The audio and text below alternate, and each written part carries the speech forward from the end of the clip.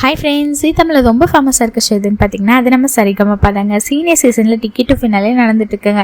இதில் வந்து 5th ஃபினாலிஸ்டே யார் போவாங்கன்னு சொல்லிட்டு எல்லாம் பயங்கரமாக போட்டி போட்டு பாடிட்டு இருக்காங்க. எல்லாருக்கும் ரொம்ப பிடிச்ச பவித்ரா வந்து மனசொடைஞ்சு ரொம்பவே அழகாக ஆரம்பிச்சிட்டாங்க. ஸ்டேஜில் ரொம்பவே கஷ்டப்பட்டு இந்த முள்ளுச்செடியில் மாட்டினேன், இது மாதிரி வந்து நான் இந்த இடத்துல இருந்தேன், என்னோட கணவர் இறந்ததுக்கப்புறம் எனக்கு எதுவுமே இல்லைன்ட்டு ஆயிடுச்சு, அவங்க வந்து ஹாஸ்பிட்டலில் இருக்காங்க, அடிப்பட்டு அன்னைக்கு என்கிட்ட 10 ரூபா கூட இல்லை, எடுத்துகிட்டு போய் உதவி பண்ண போய் பார்த்தா அப்படியே விட்டு போயிட்டாங்க, வீடு இல்லை, எதுவுமே இல்லை, அப்படியே விட்டுட்டு போயிட்டாங்க. இந்த சரிகமபாக்கு தான் நான் ஒரு மேடைக்கு வந்து ஆடிஷன் எடுத்ததுக்கானமே தம்பி தான். அன்னைக்கு வந்து யாரு புண்ணியத்துல வந்து நான் வந்தேன்னு தெரியல, அதுவும் நான் வந்து செலக்ட் ஆகணும்னா தெரியல, நான் பாட்டுக்கு வந்தேன், ஆனால் வந்து பார்த்தீங்கன்னா செலக்ட் ஆகிட்டேன், இதுக்கு வந்து காரணம் என் தம்பி தான் அப்படின்னு சொல்லி ரொம்பவே மனசுடைஞ்சு பேசியிருந்தாங்க. அது மட்டும் இல்லாமல் பார்த்தீங்கன்னா சாமியே வந்து என் ஹஸ்பண்ட் தான் இதெல்லாமே பண்ணிட்டு இருக்காங்க. இன்றைக்கி வந்து சரிகமபா மேடனால என்னோட வாழ்க்கை அப்படியே புரட்டி போட்டு மாறிடுச்சு அப்படின்னு சொல்லிட்டு ரொம்பவே கஷ்டப்பட்டு பேசியிருந்தாங்க அழுதுகிட்டே.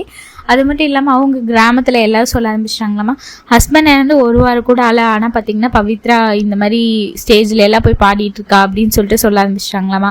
அதெல்லாம் தாண்டி வந்து இப்போ பாடினனால இப்போ வந்து நிறைய பேர் கமெண்ட் செக்ஷனை வந்து ஹஸ்பண்ட் இழந்துட்டு நான் வந்து உங்களை பார்த்து இன்ஸ்பயர் ஆகி பிஸ்னஸ்லாம் ஸ்டார்ட் பண்ணியிருக்கேன், சக்ஸஸ்ஃபுல்லாக ரன் ஆகிட்டு இருக்கு அப்படின்னு சொல்லிட்டு நிறைய பேர் சொல்லியிருந்தாங்க. இது எனக்கு ரொம்பவே சந்தோஷமாக இருக்குது அப்படின்னு பவித்ரா சொல்லியிருந்தாங்க.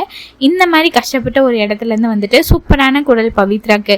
ஆனாலுமே சில தப்புகள்லாம் பண்ணாலும் இந்த தடவை நல்லா பாடியிருக்காங்க பவித்ரா ஃபினாலிக்கு போவாங்களா இல்லையான்னு சொல்லிட்டு மறக்காம கமெண்ட் பண்ணுங்க. மேலும் இது போன்ற தகவல்களை பெற சப்ஸ்கிரைப் செய்வோம். நன்றி, வணக்கம்.